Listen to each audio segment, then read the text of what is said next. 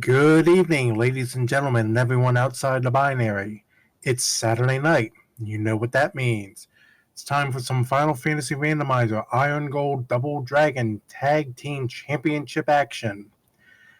My name is Shadow Flames. I'm joined in the booth tonight by my co-coms and tracker, Melee Wizard. Melee, how you doing on this Saturday? I'm doing alright. Get ready to see some Final Fantasy Randomizer co-op. What? I know, it runs kind of anathema to everything you learn about this game growing up, that Final Fantasy is this good solo experience, and here we are playing co-op. It makes absolutely no sense when you think about it at first. Yeah, but the more you really think about it, it really sounds like an awesome thing, Just the fact that they were able to get this sort of thing to work in the first place is just amazing. Yes, indeed. Yep, I was just about to say, let's go ahead and get to our race screens here so you can see who we've got set up here. As mentioned, tonight is a championship match. The challengers are on the left, Team D&D&D. Two of those being represented by Darkmoon EX and DVS7. Over on the right are the reigning Double Dragon champions, Fade to Brak, represented tonight by Dead Pulse and Fryteeth. I'm going to go ahead and get the gate lowered so we can get this underway, and we'll see what sort of shenanigans this seed holds in store for us. Yep, the flag set that we're using this time around, it's basically going to be the flags that are going to be used for the upcoming spring tournament, with a couple alterations, mostly involving the lack of black belt, and also for Forced, which was I believe we had Thief, White Mage, Fighter, Black Mage, I think it was. That's correct. Thief, White Mage, Fighter, Black Mage, and each class has one specific class bonus inherent to them this evening. The Thief has an additional ability to equip Red Mage armor. The White Mage has 40 extra vitality. The Fighter and the Black Mage both have an extra bonus to their hit. As we see level 1 White Magic, I saw Invis 2 in the second slot, Lit 3 in the second slot in Black. Ooh, Heal 3 in third slot. So, not a bad selection to start off. Yeah, a pretty good start for the Magic. We got ourselves a good sweeper in Lit 3. Heal 3 and Inv 2 will serve their various roles. Okay, I'm going to want to see this on the left side to confirm, but I could have sworn I saw a bottle for sale in the Canaria item shop, and yep, there it is. Pretty cheap for about 1,500. Unfortunately, until we won't be able to make much use of that until we get the floater, but at least it's good to know. At least we have that information. We don't have to worry about hunting down the shop item for every which way.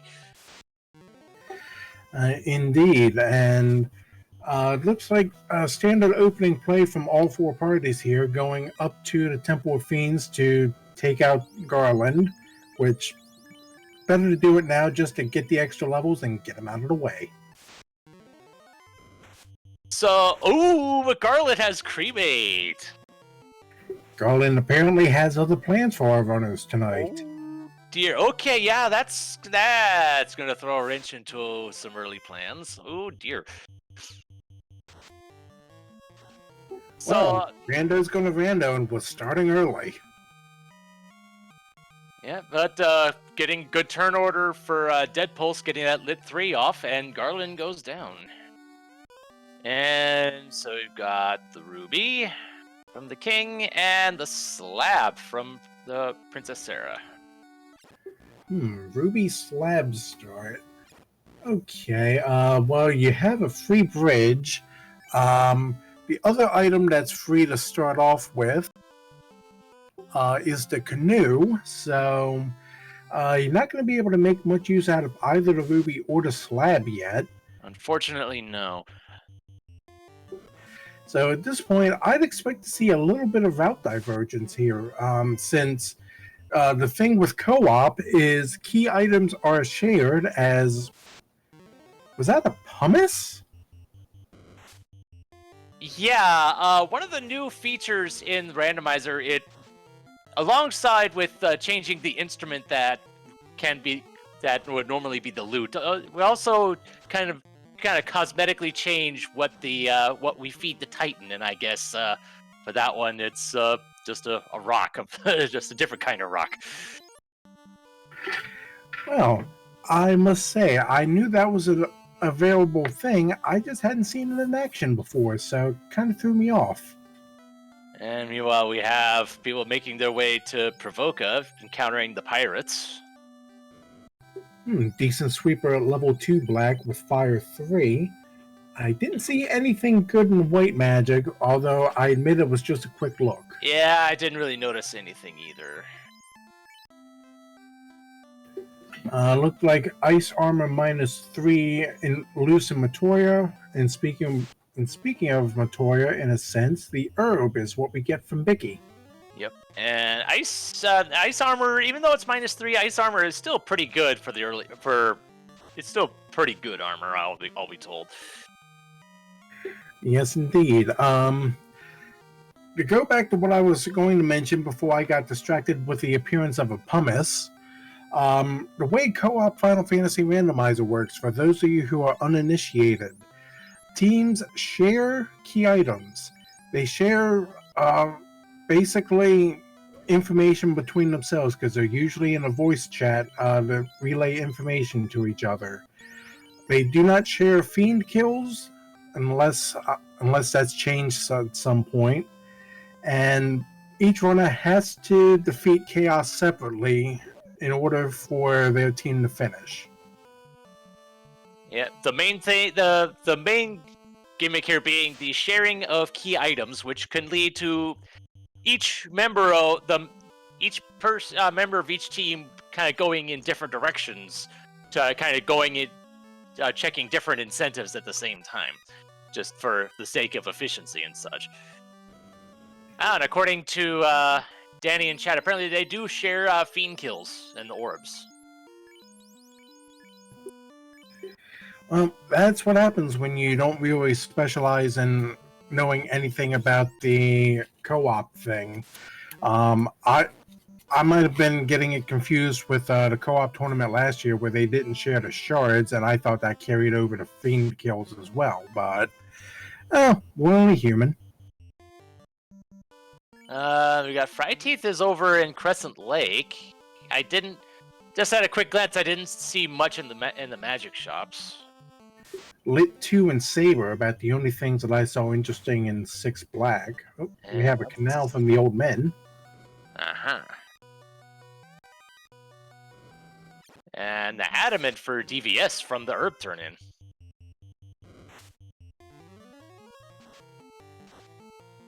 Well, DVS is closer to the Dwarf Cave on his team's side, so it would make sense for him to go up there, as we see Nuke and Temper at level 3 black. Ooh, and I did see Life 2 at level 6. And there's Cure 4 at level 3. Nice assortment of magic spread all around, so you're not having everything clustered, although at level 6 spell, there's Life at level 4. I believe that is White Mage locked. So, well, I mean, we're locked into a White Mage to begin with, so that's not an issue. I know. I'm just so used to running this same party, except with the White Mage out and the Red Mage in, that I kind of think that way. So with that canal, we do have access to the world at large. So just to go over where our incentivized locations are, we've got Ice Cave, Castle Ordeals, Marsh Cave, Sea Shrine, Sky Palace, and Corneria locked, with the added wrinkle that it is a random chest within each of those locations.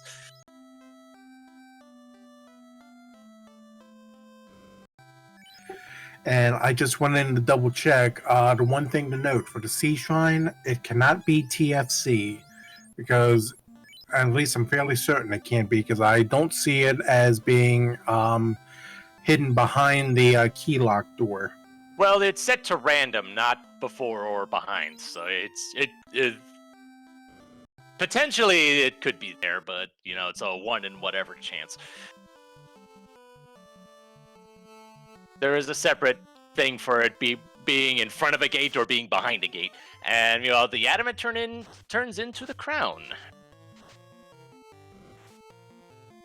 Looks like it'd be a 1 in 32 chance, if my math serves me correctly, which, math on Twitch, why am I even considering it? And, you know, Dark Moon heads into Volcano to scout things out there.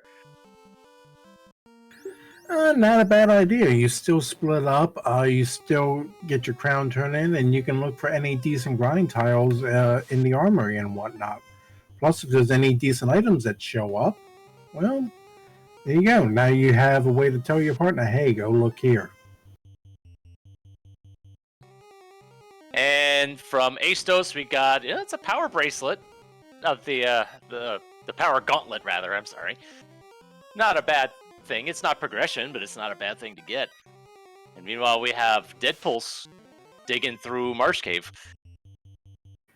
I heard power bracelet, and my mind immediately played the Zelda item jingle, so congratulations.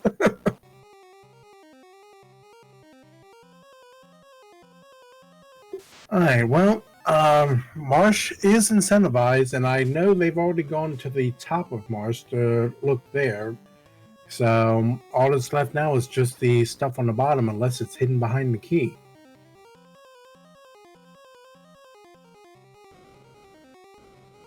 And, ooh, we've got the Frost Dragon and one of the trap tiles in Volcano. Interesting. That'd be good to come back to later, as long as you are able to survive it anyway. I saw it did have X-Fur, so it does have a spell list at the very least. And that was an opal bracelet. I think it was a 4. I didn't see whether it was, it is a +4. Nice. Well, there's your end game armor. At least until you find the dragon mail or the opal. And silver hammer +5 from the crown chest. And there's the ship. Right next door. So there's your random placements in the dungeons coming into play early, folks. Yeah, no, I guess that's the official access to the world at large. I'm so used to seeing the ship before the canal. Yeah, after a while, all these seeds kind of blend together, don't they?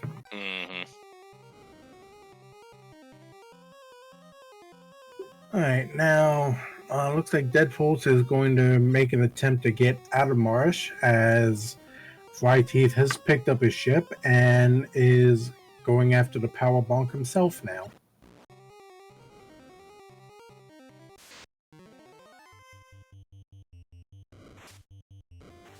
Over on the left-hand side, DVS is approaching the Marsh Cave, so they should be seaborne on the left here in probably a minute or two.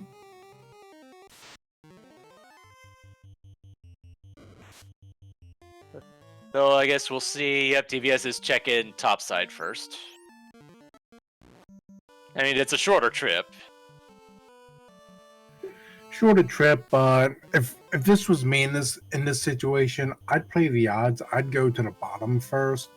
More chests there, you're more likely to find what you're looking for. And if you go through all those chests and find nothing of importance, just reset out of it and come right back in and go to the top.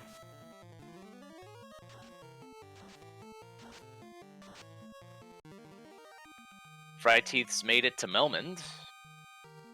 I'm going to turn in that slab.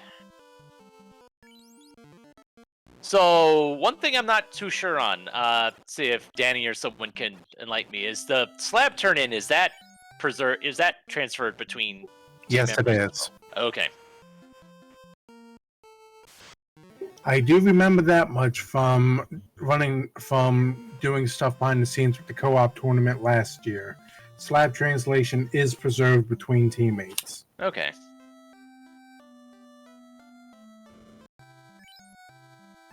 which means if there's nothing good in spells at level 5, only one member of the team ever has to set foot in Milmund, and we can forget it even exists afterwards.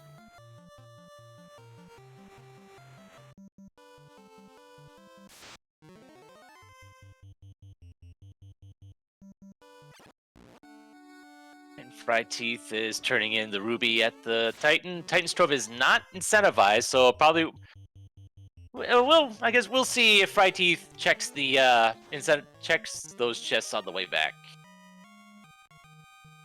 Deadpool's apparently Or up the checking bottle. them. I guess saving and checking them now. Okay. Opal Shield +4, not bad. Can't use it right now until it's promotion lock, but still. Yeah, I thought I saw over on the right side that the bottle got picked up. I missed from where, though? It was the vendor item from Corneria. Oh, right. We discussed that first thing. Don't mind me, folks. It's been a long day. Well, if you hadn't said anything, I might not have noticed it in their inventory either. And Sarda has the vanilla rod. Okay. Personally, I prefer chocolate or strawberry. Vanilla rods are just, nah. There's nothing wrong with vanilla. I suppose it varies on the context. Vanilla cream and Oreos, okay, good. Something else, that could be debated. If nothing else, finding that rod this early means you only have to dive through Earth Cave the one time. And that's going to be a good thing, especially if you go and divert resources here. I see Deadpulse is heading up towards Ordeals, and there we go. Fight is making a beeline for Earth. And, Dark Moon is in Ice Cave.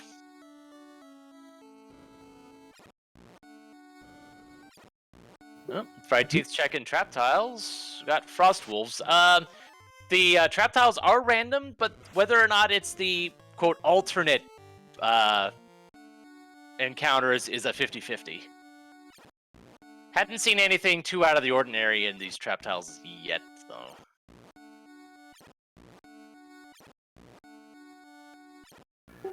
Alright, and since we're being graciously hosted by RPG Limit Reg, I do want to go ahead and give a shout out, and I hope I'm saying this correctly, to Sid here, who has resubscribed for 50 months now.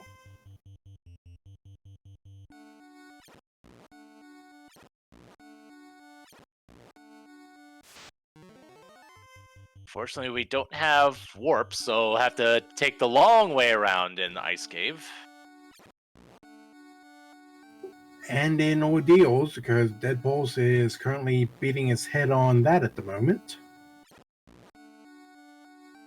Flame armor -2. It's an improvement over the ice armor that we had seen previously. Every little bit helps, especially this early stage.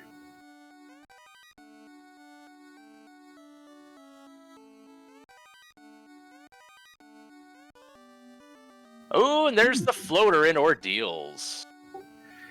Not where you'd expect to see a floater, because, again, you're so used to seeing it right next to the throne at the end, so seeing it in one of those oddball chests can be a little bit distracting. Probably not distracting enough to where you keep a Vorpal -3 handy, though. Yeah, I saw that at Vorpal -3. It exists. Yeah, it's a thing.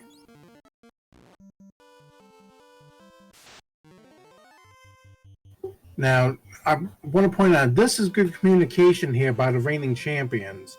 Deadpulse picked up the floater. Fry Teeth was already down near the area. He made a beeline over towards the Ryokan Desert, and they're going to have their airship here in about 20 seconds.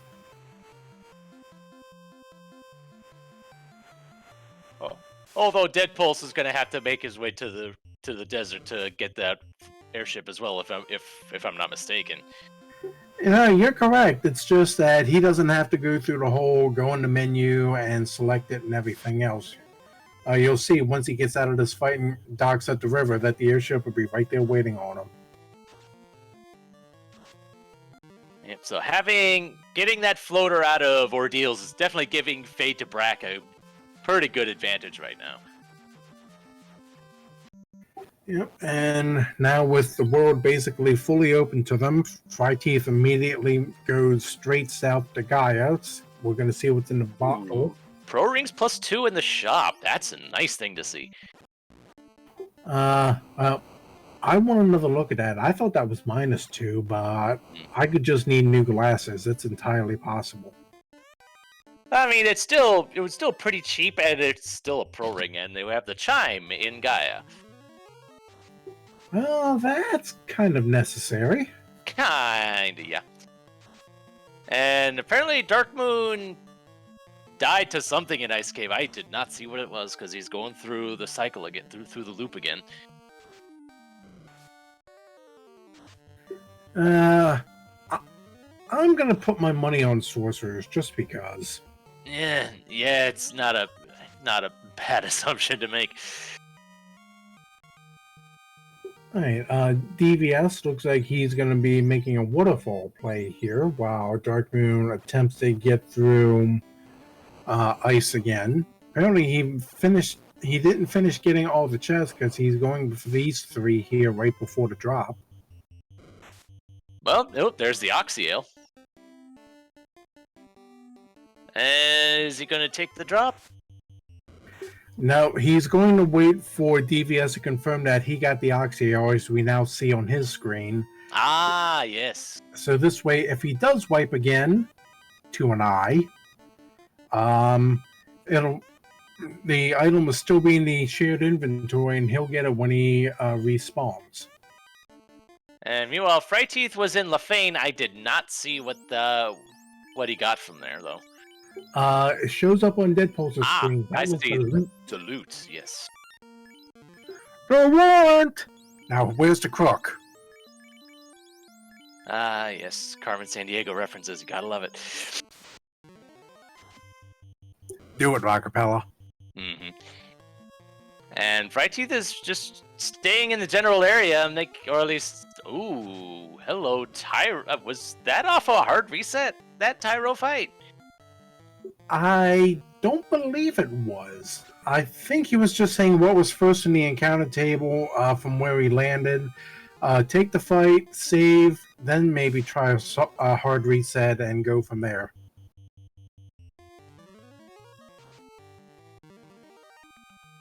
Yeah, the Tyro's surviving a couple nukes so far.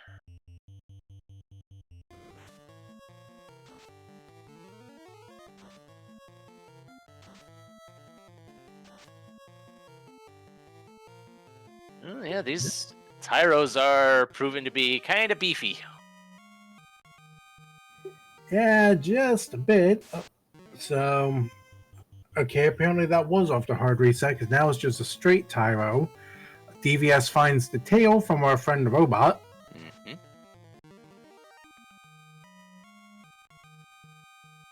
Ooh, that was Dragon Armor +2. I think corrected. There's your endgame armor for your fighter. Oh, most definitely. Especially when you have the tail right there.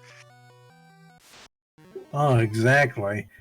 A resistance to 3 elements. One of the... It was a +2 we said, correct? Yes. If my napkin math serves me correctly, that's going to be 46 defense, which is far and away better than anything you can get on the Opal bracelet in this seed, which can only go up to +5. So, yeah, endgame armor. Well, actually, under these flags, it can only go up to +4. Yeah, the armor, the weapons are +5 -5. The armor is +4 -3. Well, even better then. That definitely makes that dragon armor something you definitely want to make certain to keep a hold of.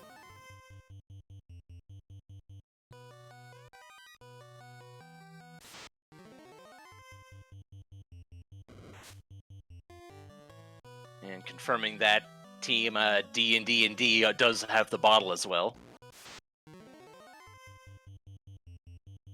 Right. Fly Teeth apparently has had enough of the well done tyros and is now going in the Mirage to see what can be found on the bottom 2 floors. Lots of things that hit pretty hard.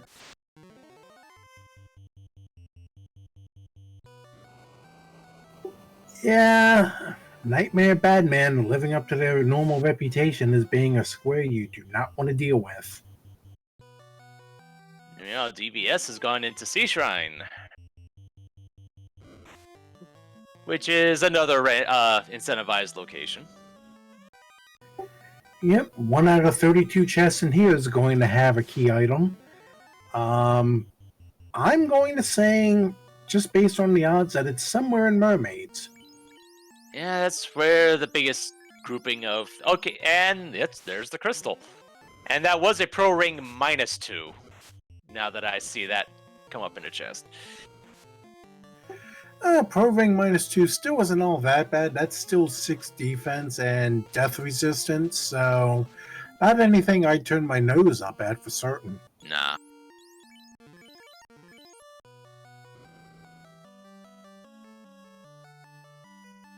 And Dark Moon heading into Ordeals should be getting his team that floater before too long. Yep, it's just a question of how bad is the maze going to troll him tonight. Although, one thing that I'm not too sure, the Sky Palace isn't incentivized. I'm going to assume that it does not include the chests in Mirage. Would I be right in this assumption? I believe so, but I wouldn't put money on my word being true or not. Well, there's a Katana +2 in Mermaids. Well, that's going to be helpful for the thief. Mm-hmm.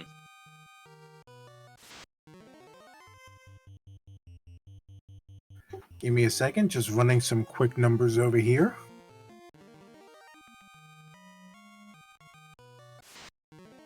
Oh, there was a ribbon in greater than less than room. Ooh, okay, so that's apparently a good spot to find a lot of decent stuff. Alright, so I wanted to double check. Katana +2. Thief would be looking at level 30 for 6 hits and 38 for 7.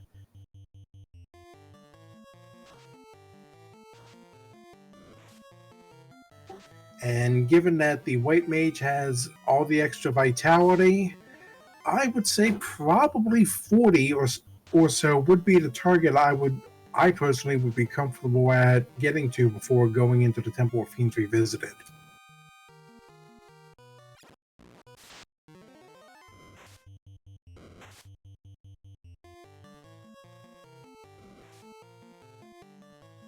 Fried Teeth heading into Waterfall. We're getting confirmation in the chat from Rock Solid that in this flag set, the key item can be in either half of the Mirage Sky combination. It turned out to not be in the Mirage half this time around. So it is behind the cube, which we have not found yet. Well, we're running out of options here. I'm going to guess it's behind the TNT lock. Which we hadn't found the TNT yet either.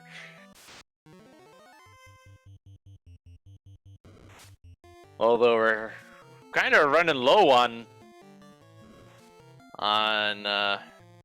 places. It might have. We might be having a big fetch chain involving that crystal that we found in C. Oh, that's entirely possible. I'm also thinking that the crystal to the key to the TNT to the white shirt, maybe, and that leaves your cube. Ooh, unfortunate thing. Deadpool skipped those 3 chests. I think that's where the crystal was. Unless he got the crystal already and I didn't. Not the crystal. What was I forget? What was an ice? It was the Oxio, I believe. Ah, yes. And I didn't see it either. So we'll see here in just a short minute.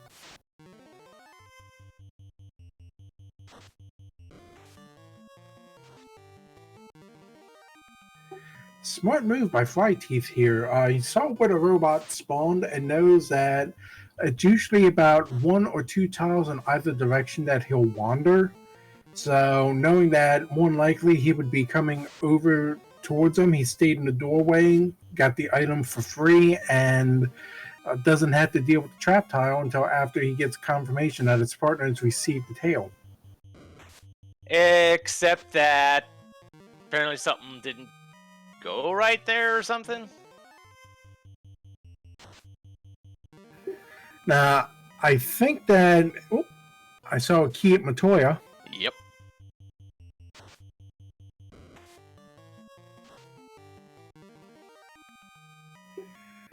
Yeah, we'll have to keep an eye on the item screen over there for Fade to Brak to make certain that everything's working the way it should have, but Deadpool should have the tail by this point. I believe they do, yes. And I can confirm the Oxio is in Flyteeth's inventory. Okay.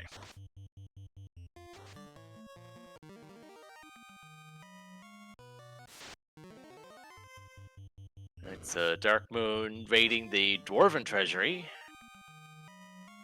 Oh, there's an Aegis Shield and another ribbon.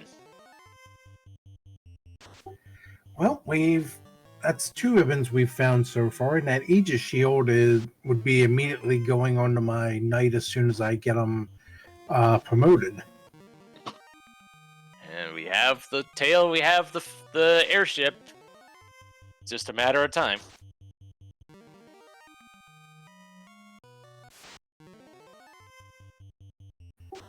Yes, indeed. Sorry, I had to deal with a random feline in my apartment wanting attention.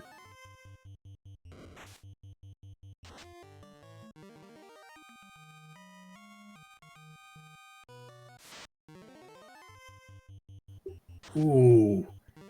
Sea Shrine Party of Pain here in one of the trap tiles in Northwest Castle.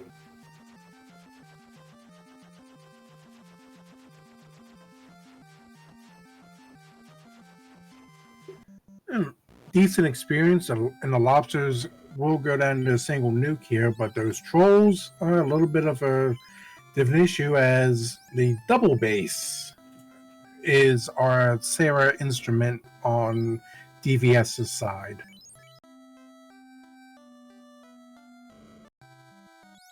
So at this point, all we're missing is the cube for go mode.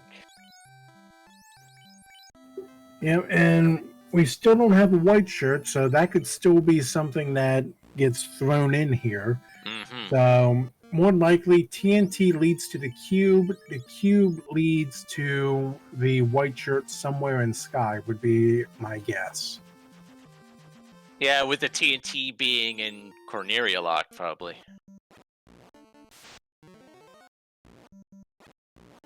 That's about the only thing I could think of that would make sense.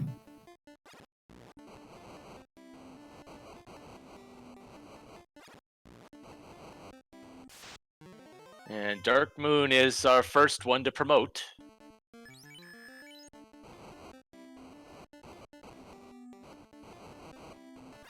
Yep, first to promote, and gonna go raid the rest of the treasures in the Dragon Caves. Ice Shield +1. Not quite as good as the Aegis, but that might be good to use on the Thief if you ever revive him. Oh, yeah.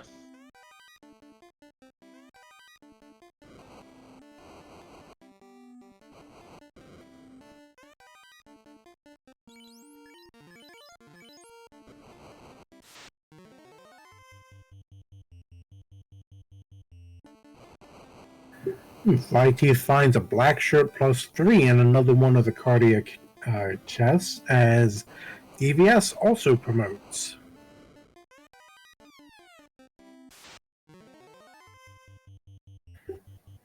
And Five still continuing his exploration of looting anything valuable that the dragons have to offer. Unfortunately, the volcano is not an incentivized location, so we're pretty much just looking for for items there. And from where he's at, he's also looking to take out Carrie and get our first orb lit in the match. Given the eye grind that Deadpool's took before, he should be well equipped to take Carrie down. As long as Carrie doesn't have anything nasty hiding away, which is entirely possible.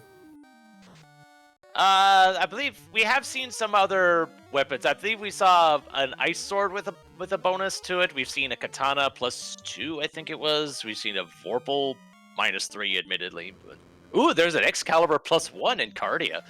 I didn't see that. And right as you said that, Deadpool lights up the fire orb, so Fade to Brak strikes the first telling blow in the contest.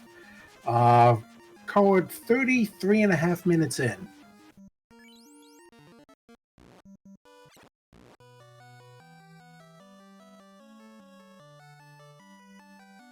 And now both members of Fade to Brak immediately going to promote almost at the same time, so any equipment advantage that D&D&D had is basically all but negated at this point, as now everyone can have access to all the high-level gear that they've gotten.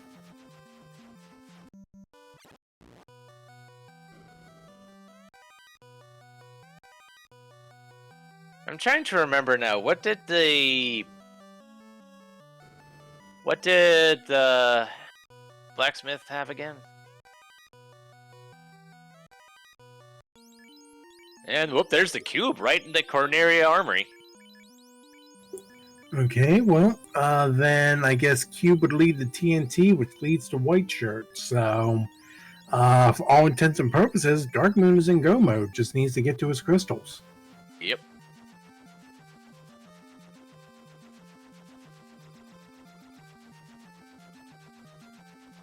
And I'll be frank, I'm also drawing a blank with what the Smith had. I want to say it was the key, but don't quote me on that. No, but Matoya has the key. Right. Considering from the tracker standpoint, that and the key was the only difference. Oh wait, no, the power bracelet was on Astos. Oh well.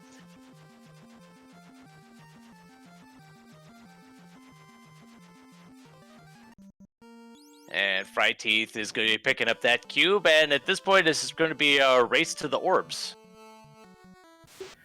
Right, and remember, both players on the team have to finish Chaos in order for their team to be finished. So you can't just have one person sitting away, grinding up to 50, and just going through the Temple of Fiends Revisited in a heartbeat. So now here's where your communication comes into play, and being able to relay to your teammate, hey, I found tile X for grinding, come here.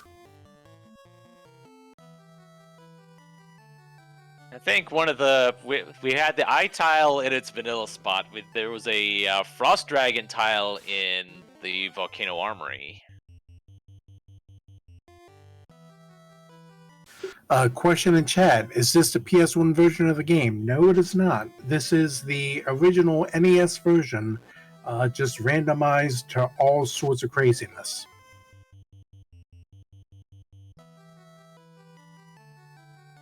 There's a Zeus gauntlet on the ruby chest. Not a bad piece of equipment.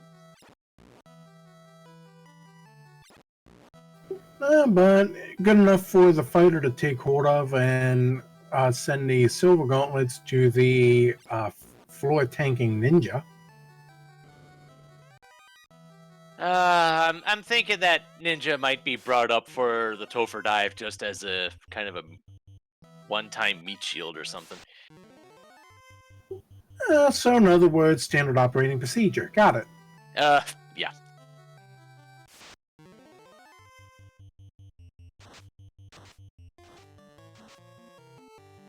As you, Right, Dead Pulse is one step away from going on the Kraken 1's floor.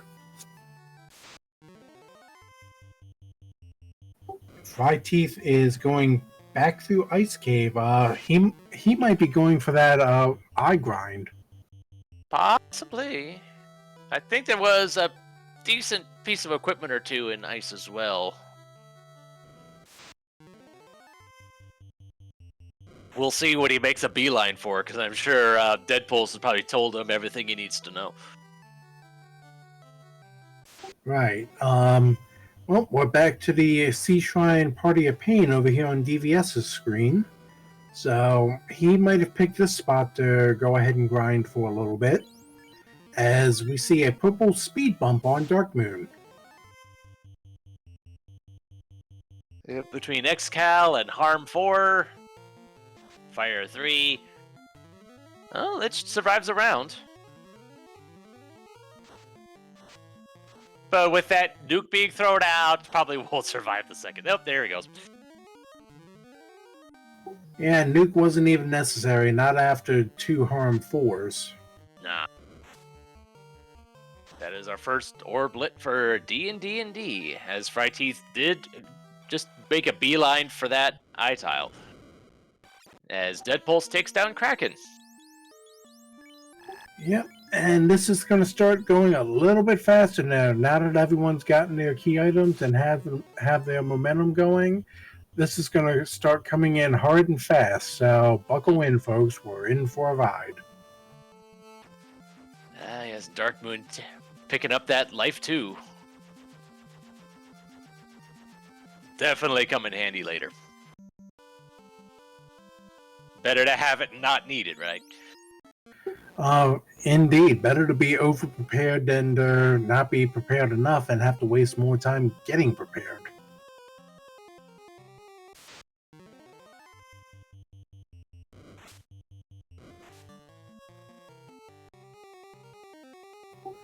Ooh, fast at 5. Yeah, I was about to say, first good look I've had at the Magic in Milmond, and fast is about the only thing worth it out of both shops.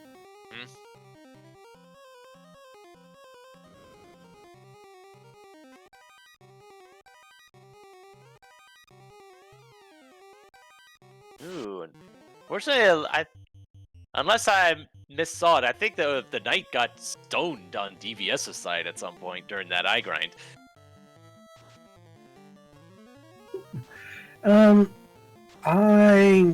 Yeah, definitely did. Okay then. That came out of nowhere. Well, I mean, the eye can do that. Well, it has the potential to do that. We do have random skills and spells, but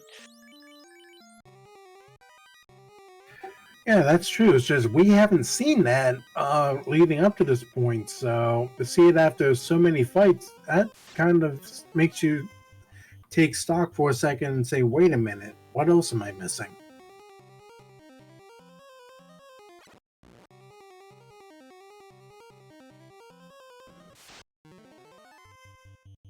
oh, and we got a Ooh. phantom on the blue dragon tile. He's able to get away from it though. I do believe. Yep, all fights are runnable under these flags, so we won't be seeing our runners stuck on a certain encounter.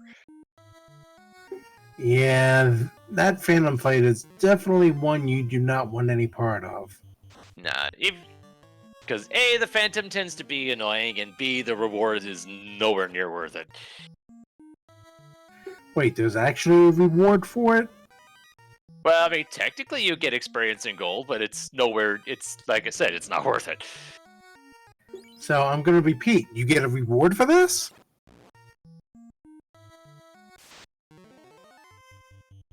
Anyway, Deadpulse is making his way towards the Bridge of Destiny. So, let's see if we see a certain something in a moment.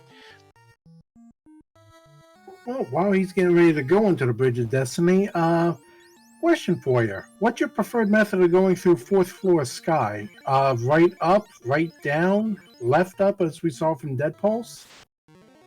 I believe I usually go upright.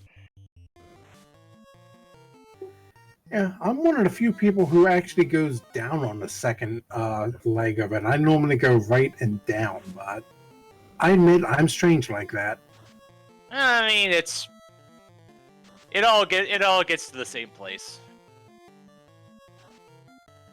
Yeah, it all gets there unless you have a patrolling war mech and you decide you want to go looking for them. In which case, well, hope you brought. Ooh! Oh, Speaking of speaking Warbeck, of, we find it, and Deadpulse gets away. honestly, I don't blame him for getting away. That this party seems a little bit underpowered to deal with it, and at this point, knowing how many items you have, you got to imagine your opponents are in a similar boat. So, just get your orbs and go. Yeah, one thing I'm noticing about just the co-op mindset in general is that you might end up being a little bit under-geared. At least, like, one party member will have certain pieces of gear, the other party member will have other pieces of gear. You won't have one person that has, like, all of them unless they just happen to find all of them over the course of things. Yeah, unless you communicate with your partner as you go through. Well, I mean, yeah, there's communication, but then there's actually going out of your way to get that equipment if it is out of your way. Right. To point out, Dark Moon has taken out Carrie, so D&D&D have their second orblet. Deadpulse did take out Tiamat, so they're up to 3 now. And Deadpool's making the beeline to Earth to take out Lich.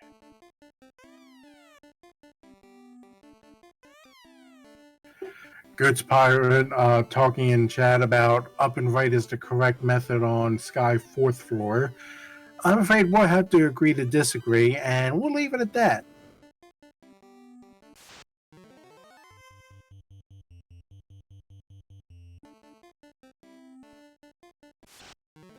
Opal Shield plus 4 in the back of Elfland Castle.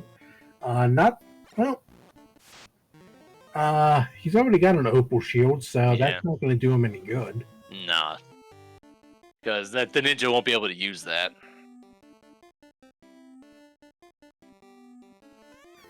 Yeah, I was going to even suggest it probably wasn't even worth it if you had the Aegis Shield, even if Aegis did roll negative. But I tend to think that you get more than enough items that resist lightning.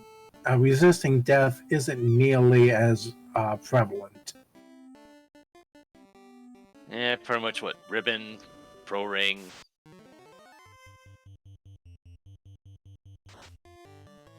Although I don't... Does Aegis Shield prevent against death? I thought it was more like against earth or poison or something. It's poison. I was mistaken. Okay. Yeah, Pro Ring is death. White Shirt is death. Ribbon is everything. Those are your only 3. For poison, it's let's see, Aegis Shield. I want to say, and the ribbon, and that's it. I mean, the ribbon resists, like, everything, so it doesn't really count. Anyway, Deadpulse has made it to the Lich floor, and we're seeing some new checks from Dark Moon. We hadn't... Well, there's a Bane Sword. There was an Opal Armor as well, though... Ah, yes, Dark Moon does not have the Dragon Armor. So that's a pretty good... That's an acceptable substitute. Yeah, I definitely hold on to it, especially without having a Dragon Armor handy. And just like that, Lich is down, and that is 4 orbs for Fade to Brak. Alright, I see them going to finish stocking up and probably making their first dive here within the next minute or so. I'm not certain how they're looking on levels, but Fryteeth apparently feels confident enough that he's ready to go. They both have done an eye grind at one point or another, so the levels should be at least decent.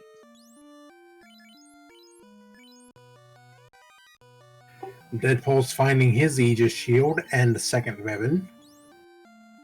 No doubt coming into Dwarf Cave specifically for that, getting information from Fryteeth. Oh, Fryteeth never even took out Garland because cremate was a thing. Ah, yes, the infamous Garland Fight of Shame.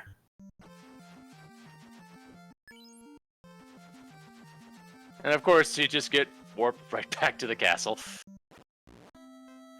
Which, thankfully, thanks to a nice little quirk in the engine, you can just use exit and go right back to the entrance of Temple of Fiends. I figured that worked with warp. I didn't think that worked with exit, too. Anyway, so at about 48 minutes, we have our first entrant into the Temple of Fiends revisited. And the first encounter he came across a pair of purple worms. Me personally, I like fighting those. They're, I believe, aside from the T-Rex, they're one of the highest experience enemies in the game. So an extra level or two, as long as they're easy to kill, is probably not a miss.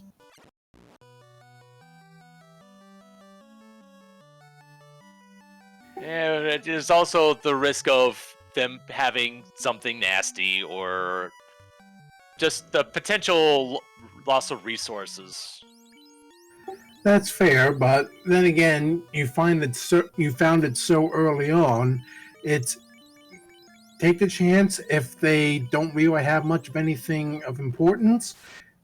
Extra experience. If they have something nasty, well, now you know to run away. And that's 3 orbs for D&D&D as Dark Moon takes down Tiamat. I should note to any other people who potentially want to play this game, I do not consider myself an expert in any sense of the word, so take any advice I give with a grain of salt.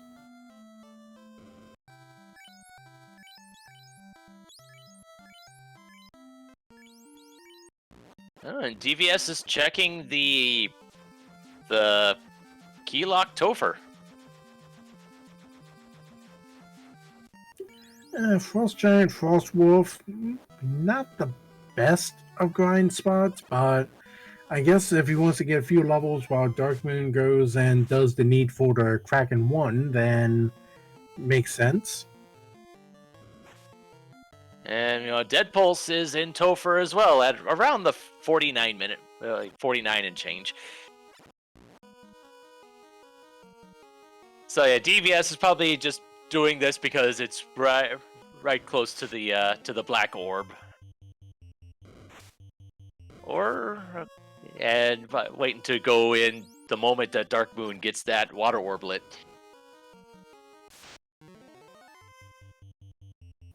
Yeah, yeah, it looks like he's going back for that Sea Shrine tile there in Northwest Castle. Oh yeah. Yeah, it's probably better than the Frost Giants. And it's not that far away.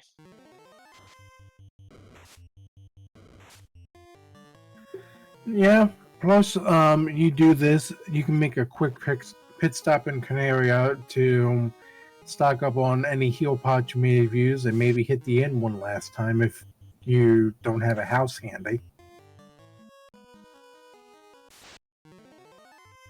And I did not even see the feed refights. Fryteeth is already on the water floor.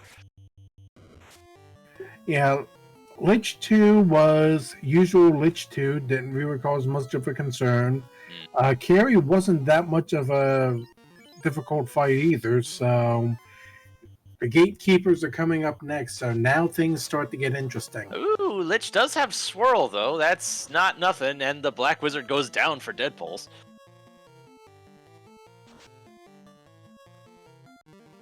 Yeah, well, if Lich was able to follow up that swirl with something, I would have been a little bit more worried, but he went down rather quickly, so... Well, that was good turn order on that second round. True, and randomness is part of the game, so... Oh, yes. Let's see how well this goes for Dead Pulse.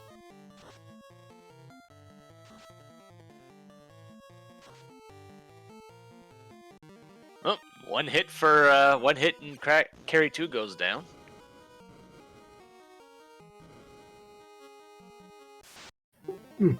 Kraken 2 goes after the knight in the back row for Fried Teeth on the first round, so kind of lucks out. Quad X does nothing. And another hit for 544, and Kraken 2 is down. Well, so far so good. Kraken 2 did take out about half the knight's health there. So if Kraken 2 decided to go white mage hunting, well, that probably would not have ended well. No. And now we've got Tiamat 2.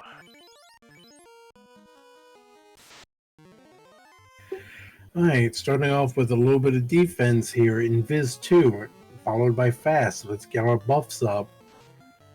Ooh, there's Bane! Ooh! Oh boy, Ninja's down, Black Wizard's down.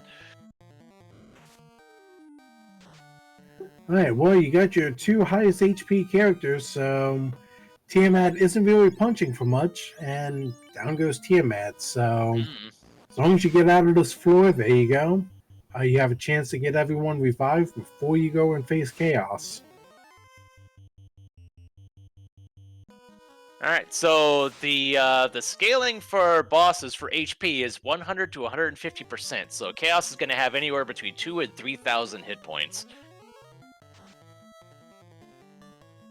Alright, we're about to find out. Dark Moon gets his 4th orb lit as Fly Teeth is the first of our runners. Ooh! Chaos leads off with Zap, and the Ninja's down. Well, good thing we have our main damage dealer in the far back. So I saw Fast, I saw an Invis 2, and here we go. Ice 2. Free turn, essentially. Some good absorb on Chaos. That was only about 126 damage, I think that was. Well, Black Wizard is throwing out tempers, so that'll be useful. And we got the Power Bonk coming out, so probably another round of this, and we'll be singing a different tune, as Dead Pulse also gets to Chaos and finds out Zap is right on the menu to begin.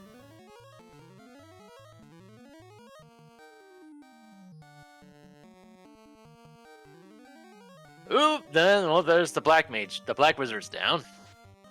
Well, I hope you got all the buffs in you. Ooh! Yeah, 1628, yeah. I'd say that's plenty of buff. Yeah, I think we're good. And just like that. Alright, so Fry Teeth is the first runner to finish Chaos. That's half the battle. Now we gotta see if Dead Pulse can pull through, as he's also down to Knight White Wizard. He's still doing some buffing. At this point, probably be best to heal up that knight and get to swinging. And that's exactly what's happening here.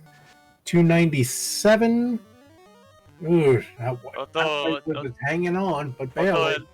It looks like the Dead Pulse is using the Vorpal Sword here. Probably didn't go and get that Excalibur. Well, all things told, I actually would prefer the Vorpal to the Excal for these final fights because of that crit bonus. Oh yeah, there is that. And also, one of the main benefits of the Excal doesn't work against Chaos because Excal is strong against anything that's got a weakness. Chaos doesn't, and Chaos gets terminated with the Vorpal. Get your GGs in chat, folks. That is one pair of teammates finishing off our head boss and 56-26 and change, we'll call it. Yep. The final time 56-26. It's not. Looks like it's not an average. It's just when the second runner finishes. Yep, so now we'll see if D&D&D want to keep going with this and just finish this off just for pride at this point.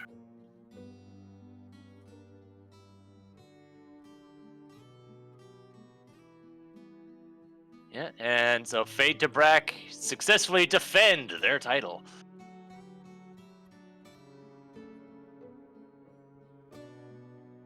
And they were really close together going through Topher as well. That was pretty cool. Yeah, it's always nice to see a little bit of symmetry like that when things just seem to fall together pretty well.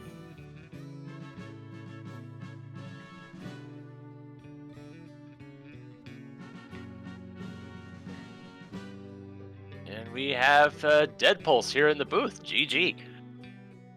Oh, Along with Fryteeth. GG to you both. Thanks. Yeah, GG's. That was a nice run there too. You had you pretty much went lockstep most of the way through, especially coming through Topher at the end. Yeah, I think that was how we were hoping it was going to work out. Yeah, but the big thing that set you guys ahead was I believe it was Dead Pulse taking that trip to Ordeals early. Finding that floater really did you guys some good. my patented move. Go to Ordeals as early as possible.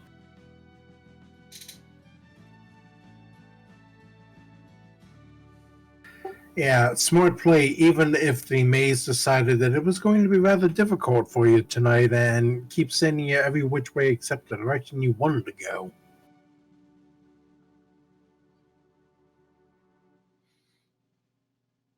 Honestly, this felt a little more relaxed than the pod rounds, just because I could hang out in one side of the world, send Fryteeth to the other side of the world, and, just not have to go there. Yep. I enjoy this. Yeah, that's one of the major benefits of a co-op run is you don't have to do all the work yourself. You can split everything up and see what ends up working for you.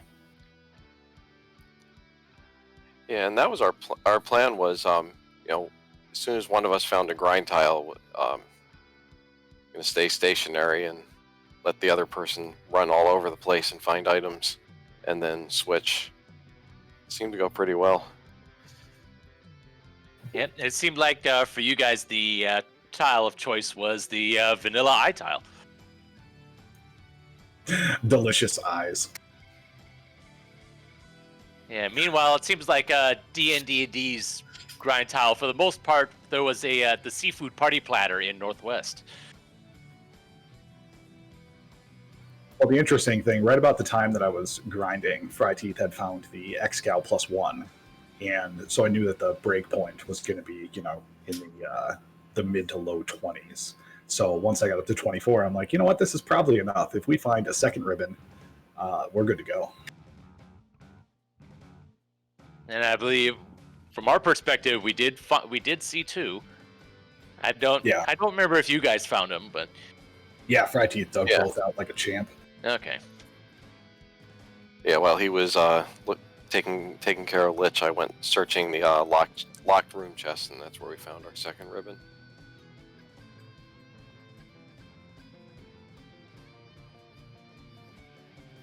Yeah, it seemed like everything just lined up to be a pretty quick seed overall. So take us through that from the player's perspective, because we had a different view of it up here watching all four of you going at it at the same time.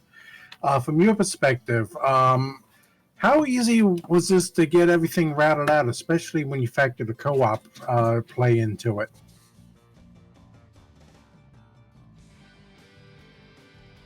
Go ahead, Fryteeth. You can take this one. And so, yeah, we talked for a few minutes before the race, and we thought it was going to be pretty straightforward to route. I think it ended up going pretty well.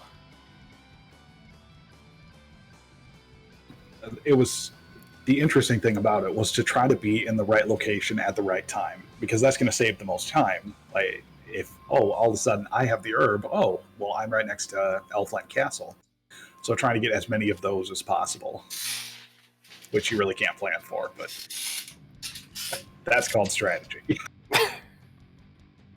Another example that Deadpool's finding the floater and Fryteeth being not too far from the Ryukon Desert at that point. Yeah, that was pretty lucky. I mean, I was actually on my way to Ice Cave at that point. But it looked like I knew what I was doing. Well, I certainly won't tell anybody else if you won't. We'll just keep it our little secret here in the booth.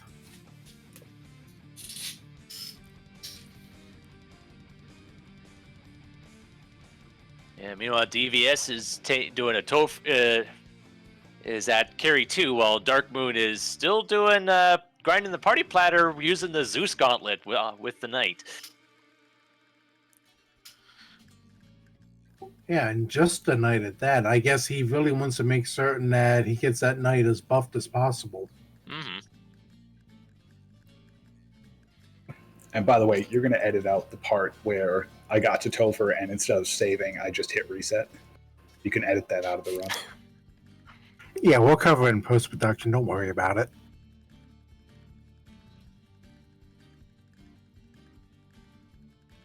Embarrassing.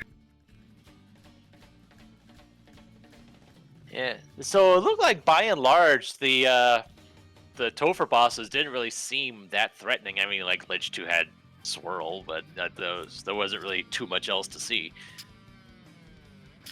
Oh no, that X-Cal was putting in work. I mean, it was just as good as having a 32, almost even a 42 black belt. I mean, 1 or 2 turns with that, even without fast. But that Chaos was pretty strong. Those punches hurt. Although I guess we did see Bane and Zap claim a couple lives over the course of things, but at least it weren't the most important ones, I guess. Yeah. All light warriors are important. Except ninjas. They serve a valiant role of being punched. Hey, it did its job. It stood up front and took some punches at the end.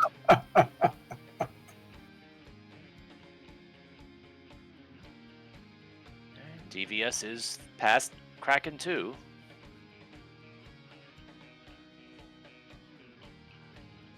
Yep, Dark Moon's just about to break the double base block and head down.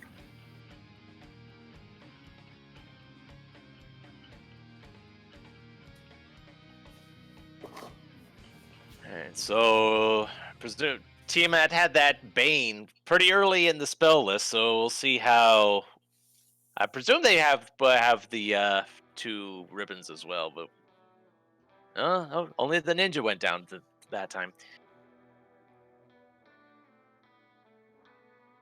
That's about expected behavior. That ninja hadn't survived either the Bane or the Zap on any fight we've seen so far. And that Quad X spells the end for Tiamat 2.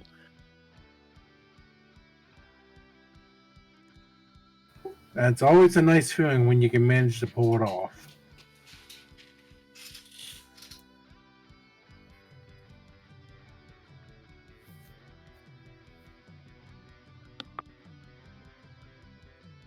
Although it looks like, at least for DVS, it seems like the ninja is probably might be the primary damage here with I presume with the katana. Yep, it has that katana with that katana +2 in hand. Where were we all never they saw at? that. I don't quite remember where that was now. I believe it was in one of the cardia aisles.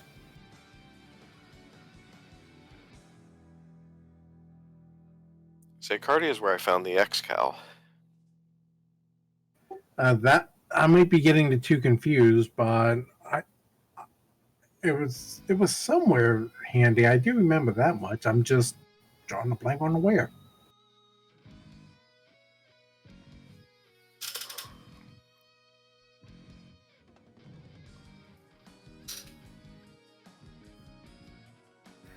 Uh, 174 for that ninja. I'd imagine there's the temper coming out right at the end. Thank you, Black Wizard. Apparently, someone in chat mentioned that Dark Moon apparently decided to have a double helping of Lich today. Probably something to do with Lich didn't want cake, so he went back to teach him a lesson. I don't even remember where Quake was on the spell list. It doesn't matter if you have it or not. A lich never wants cake, so sometimes you need to teach him a lesson.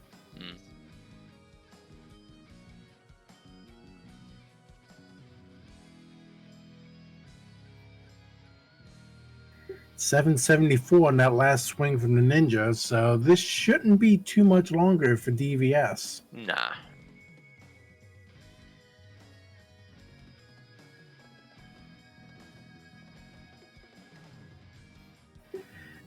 Well, I was going to say, in fact, I can almost see, yep, wait the white mage.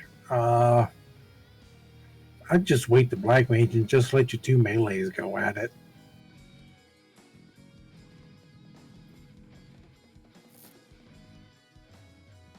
Except this looks like cheeky Bane strats just for the memes, it appears. Maybe.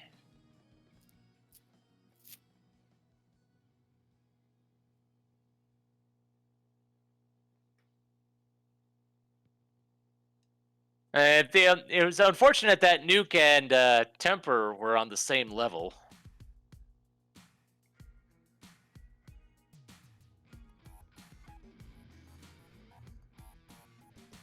Did get the X off for whatever that's worth.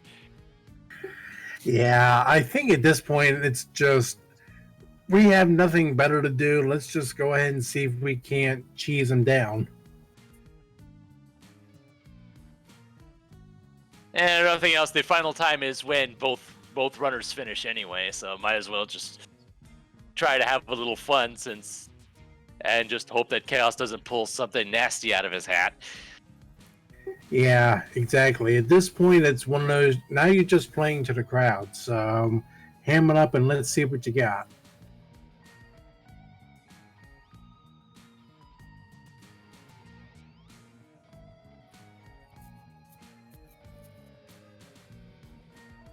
Was the power bonk was on the Black Wizard?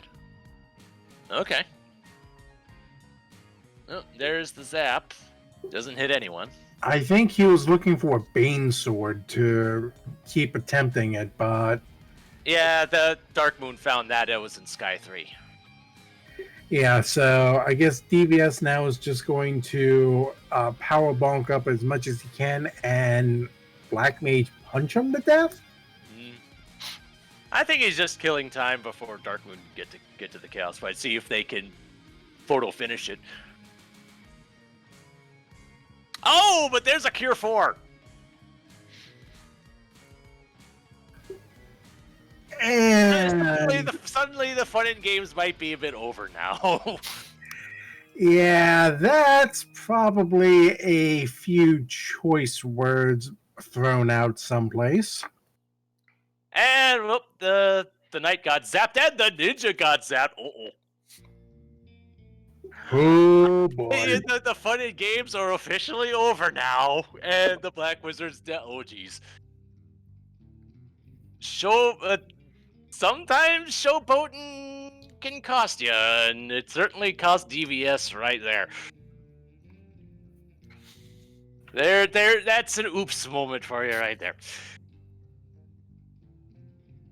All right. I don't know about anyone else. I'm going to take great care to make certain I never bring this incident up to him. All right.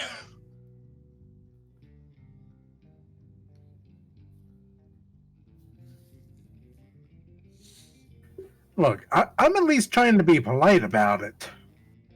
Oh, I'm sure somebody's probably going to bring it up at some point, so...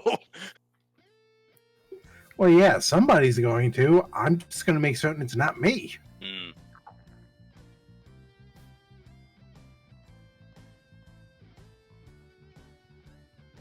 Now that Dark Moon's gotten his steps in, running laps around the bottom part of the Chaos floor, well, probably going to take a minute to make certain the equipment is set up to his liking. Do whatever else he needs to do. Probably cut a promo on Chaos just for the absolute heck of it, and we'll see what happens.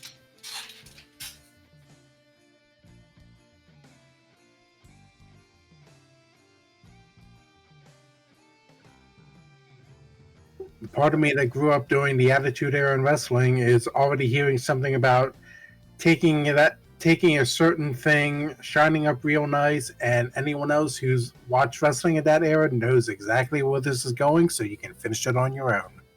I'm gonna go a different route on the Attitude Era reference. Basically, the Chaos just pulled an Undertaker, got up, and just chokeslammed him. Yeah, it's like, Yeah, he certainly did that DVS, but I was talking about what Dark Moon was doing, just standing there looking at Garland right beforehand. Yeah, I don't know if anyone from D&D&D saw that cremate from Garland back at the start. I'm fairly certain at least one of them did, and I think they just kept at it with turn order until they got through. Yeah, having Lightning 3 at the beginning definitely gives merit to that strategy. Because eventually you got to have the turn order go in your favor at some point. You'd imagine that it has to go your way at some point, but anyone who's played this for any length of time knows that improved turn order is a falsehood and there's no such thing.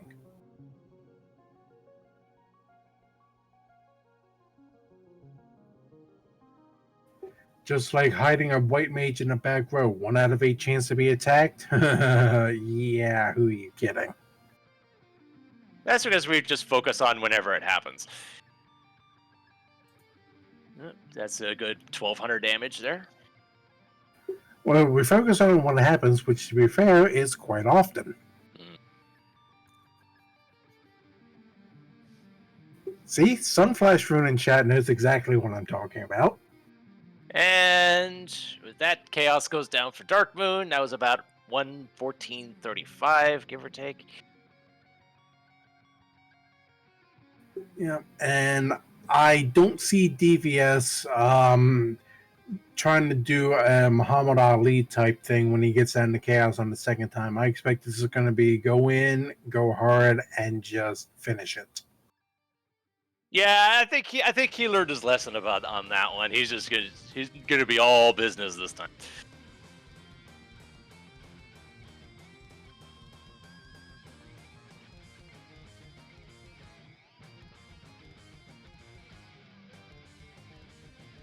Yep, so I expect the Bane to come out here somewhat soon, and, well, speaking of... Oh, Bane hits the ninja. As expected. And, well, then the knight hits Tiamat, and that was quick. I'm gonna presume that the ribbons are probably on the wizards. Which would make sense. Either the wizards or Knight White Wizard would be where I would probably put them. No, I mean the first go around, the ninja was the one being focused on, with all the buffs and such. More so than the knight, at least.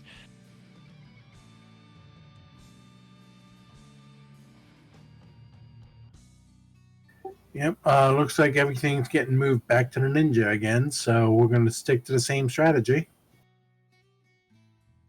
I mean, the ninja was doing some good damage.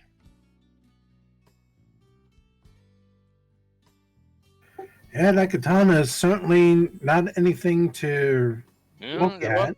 At least they got the fast off first before the black wizard went down. Yeah, it looked like a little bit of a miss menu there. The ninja was showing off the ribbon instead of the power bonk.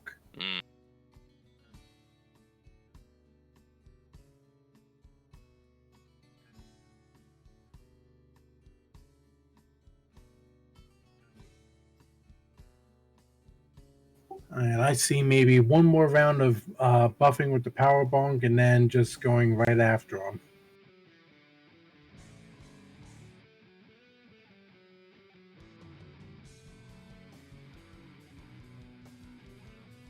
And I'm immediately being proven wrong, which is why I'm in the commentary booth and not actually playing this thing.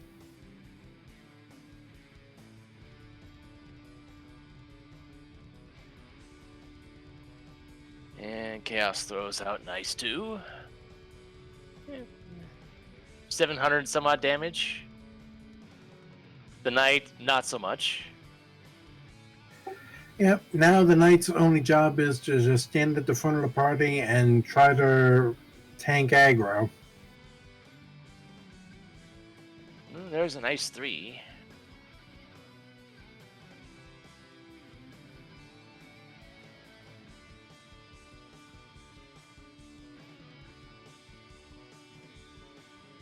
And 684, and Chaos goes down. The team with an official time of 1:18:07. GG as they enter the booth. Hey. What's up, y'all? Ugh. Yeah. So, we had trouble getting started there. Yeah, we hit go mode at 30 minutes, and then I with the anchor that kept everything from happening. Dark Moon actually lit every single orb while I was floundering around trying to do anything, which sucks, but Yeah. you guys did a GG. great job. Under an Yeah. hour. It's a great time. Hell yeah. GG. Oh yeah. So Yeah, felt really good about that early on, and then, just sitting there going, okay, if they had as bad a time as we did, we're solid, and apparently you guys didn't. yeah. Yeah, it was just finding, like, for me, it's finding that grind, because I was at level 8, I think, when I dove Ice, Yeah, and then 9 when I found No, the Crystal and C. Mirage. I did Ice. C. Oh, yeah, sorry, C.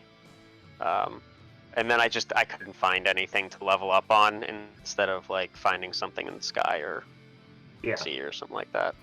But, We picked the vanilla eye tile, which was the eye. Yep, yeah. yep. I saw that. I killed him once with a 3-man party, and it didn't give me a level, and I'm like, no, I'll just bounce out and go somewhere else. Yeah. Yeah, for you guys, it appeared to be the Sea Shrine party pack over there in Northwest was your go-to.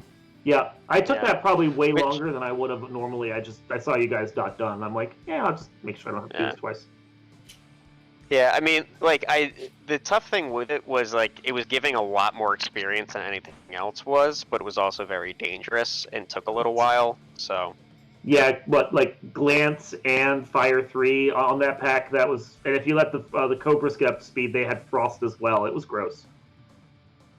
I also didn't have armor until like, that was just another thing. Yeah. Too many things on my mind, I guess, so... Yeah, besides the Opal +4 bracelet that was over in the armory, there really wasn't a lot for armor early. Oh, No. I guess you could have bought like the copper +3 bracelets. Well, there were silver 4s in Canaria. Oh, who checks that? Yeah, I know. That's why I was like, oh god, what is this? Who I checks saw them, this but they were like, syndrome? they were 1,800 when all we had to our name was like a coupon for a free frozen yogurt and a prayer, and I'm like, yeah, I'm not buying that. Yeah, then Endgame, when you're wearing your Wood 3 armor, you're like, oh look, Silver 4, it's for only 1,800? What? I also sold my Ice -3 armor early, and save scummed the Dragon +2 in Waterfall, Yeah. so... Well, at the time you couldn't use it, so. I mean, I didn't have level 4 magic until 30-something minutes in. We hit go mode before I had an exit cast. Wow, gross. This seed did not lay out well for the path you took through it, dude. No, I saved... Dude, I co-opted the hell out of this. Yeah, I you saved did. scum, like, every You did. single major item. Mm-hmm. Like, yeah, I mean... Well, I'm sitting there going, well, you're doing this, I'm gonna go do a quick little, like, volcano dive and go get some levels and armor and gold, and I'll let you handle stuff while I'm doing that, because usually I'm the anchor. Yeah, I did Marsh, Sea, Waterfall, and Mirage before level 10. So... Yeah. Yeah, it was very, Oh my. very interesting. Yeah, very interesting. Only suitable for co-op kind of route. So if I had something to work off of, I probably would have been in better shape. Yeah. But like, I didn't have any spell casts because I hadn't gotten the levels yet, but I also, if I used the spell cast, I would have gotten the levels I needed. Yeah, it was one of those like, yeah, I should have found something. Like there's like even looking for like an overworld grind by Sky, or I mean even just taking something to level 12 so that you know, I at least have enough nuke casts to get through. But it happens. Yeah, it happens. Yeah, I tried the grind by Mirage. I think the Tyros had like 800 HP. Ew. Did they? Yeah, they were definitely tanky this time around. Yeah. Ew. So, DVS. We know what happened, but I'm going to go in a different direction with this question. Were you just trying to get a photo finish with Dark Moon? Oh, absolutely. That's exactly what I was trying to do. So, yeah. I kind of figured as much. It just kind of blew up in your face a little bit. Yeah, I was just saying, hilarious. if it's any consolation, I laughed hysterically when Oh, it yeah, happened. he did. Our reaction was a little different. It's like it was more of an ow, ooh, ouch. Yeah, no. That was hey, Dark Moon's at Lich? Yeah, I can make this last. So Pure hubris. yeah. Well, Yeah, I mean, I at the time, we didn't know that Chaos had Cure 4, so. Oh, neither did I. That was that was I mean, amazing from too. our end, we didn't know that. Well, the funny thing was, I got the one swing off with my ninja that did 1600 damage, and so it was like, okay, all I have to do is swing one more time, and the zap comes out, and for the first time, it wipes out my knight and my ninja, and then my black mage, who I've been power bonking for the last couple minutes, ended up getting punched out or something. Honestly, after I ran out of Bane casts, it was all about the black mage slapping Chaos to death. That's how that was going to end. So, yeah, but oh well. Yeah, Yeah, that that's Cure my 4 plan, right? real late in the spell list. So I must say I wasn't expecting to see it show up, and when it did, I sat up, took attention, like, well, this just got interesting. Yeah. Yeah, it's like playtime is Yep. over now. Well, but it was one of those, like, I hadn't seen anything like the zaps had come out. It was just like it was the irony of getting zapped twice, I think, and having nobody go down, and then the one time it actually mattered, it wipes the two primary damage dealers. But again, I had fun with it, and I made it back not too long after Dark Moon finished, so No. Yeah, it wasn't that bad. it was No. have some fun with it. I was disappointed that my my X-for didn't land the second time around, but you gotta do what you gotta do. Yeah, but I will say at least thank you for providing us with the entertainment, for just going for the memes and all the other stuff. And I, for one, am sorry that Chaos ended up doing what he did and causing all that second go round to have to go through again. Yeah. Well, chaos is chaos for a reason. So. Yep, pretty much. All right. Well, I don't want to hold channel hostage too much longer, so let's go ahead and start getting some final thoughts. Deadpulse, Fry Teeth, we'll start with you guys. Any final thoughts on the seed or anything in general? Early floaters are best floaters. But yeah, thanks for the race, guys. This was fun, and sorry that you had a little bad luck in there. All of the troubles that you were talking about, I did not see. So Usually how that works.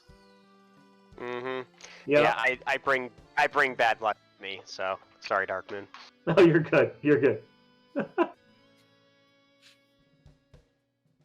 All right, and on the opposite side of the ring, Dark Moon, DVS, anything you'd like to add? Keeping in mind that we've already discussed Chaos to death, and let's not ruminate on it any longer. I wish that the practice that we'd had earlier today had been the seed that we have now. Yeah, that was a great practice run. Silky smooth and with a really weird party. I enjoyed that one. Oh well. Mm-hmm. Good GG guys though. That was a good race. Yeah, absolutely. I mean, it's always fun. Yep. Yeah, and thanks to you guys for calming. I mean, trackers, comms, RPG Limit Break for hosting, and all you guys out there watching. Thank you much. Yeah. Before I go ahead and get some bills paid with some sponsorship info, Melee, you want to add anything else in here since you were doing double duty tonight on comms and tracking?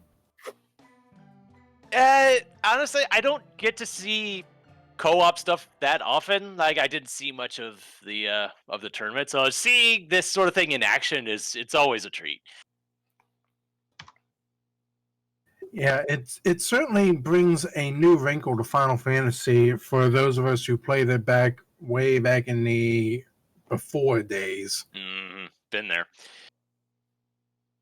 Yeah, without trying to age ourselves too much to the people in chat. Now, to go ahead and get some of our bills paid here, we have a couple of scheduled races coming up here. Tomorrow, channel to be determined at 9 o'clock Eastern p.m., and that's Eastern Daylight Time because spring forward again, everyone. I know, I don't like it either. Is Gregory Puff versus Fry Teeth in our Double Anti-Bingo tournament. In addition, we have signups going for the spring tournament. The flags that we were playing tonight is actually closely based on what our opening round flags will be for that. So if you liked what you saw and want to actually get in on the ground floor and participate in the tournament, Danny's already linked the Final Fantasy Randomizer Discord and chat. So you can go in there, get a feel for everything that goes on with the game, and heck, start talking with some of the developers and come up with new things. And you never know, you might find something new that you want to add to the randomizer, and lo and behold, you might get it to show up, like, say, the pumice, for instance. I'm glad you guys enjoyed that. Yeah. Oh, yeah. Sorry. Mind blank for a second. Currently going on, I believe, over a multitude of racist channels is our weekly Red Ankleo Hardcore match, which is a weekly match with differing flags based off of whoever actually ends up second in the week beforehand. They get to set the flags for the next race, and there's usually a new champion crowned every week. As Danny has so kindly pointed out in the chat, there's our link to that, so you can go ahead and go take a look and see all the different runners who are participating in that tonight. And quite honestly, probably beating their heads against the wall in frustration because Red Ankleo flags are usually nothing to sneeze at. Yeah, they tend to be more on the extreme side of things, which is kind of the whole point of it. Exactly. I do want to give a shout out to Jay Scheidel for doing our restreaming for us tonight. We wouldn't have broadcast if it wasn't for him putting in the work behind the scenes.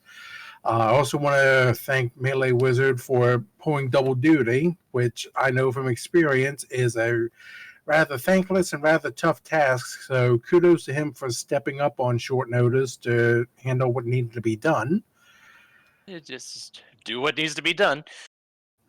That's pretty much the way I approach it. Do want to thank RPG Limit Break for allowing us to borrow their channel for the last hour and a half or so. And on that note, we'll go ahead and give them their channel back and let y'all go for this Saturday evening. So for our runners, for our restreamer, and for Melee Wizard, I'm Shadowed Flames. Stay fast, stay strong, and remember, Kraken 2 will back row you no matter what you do.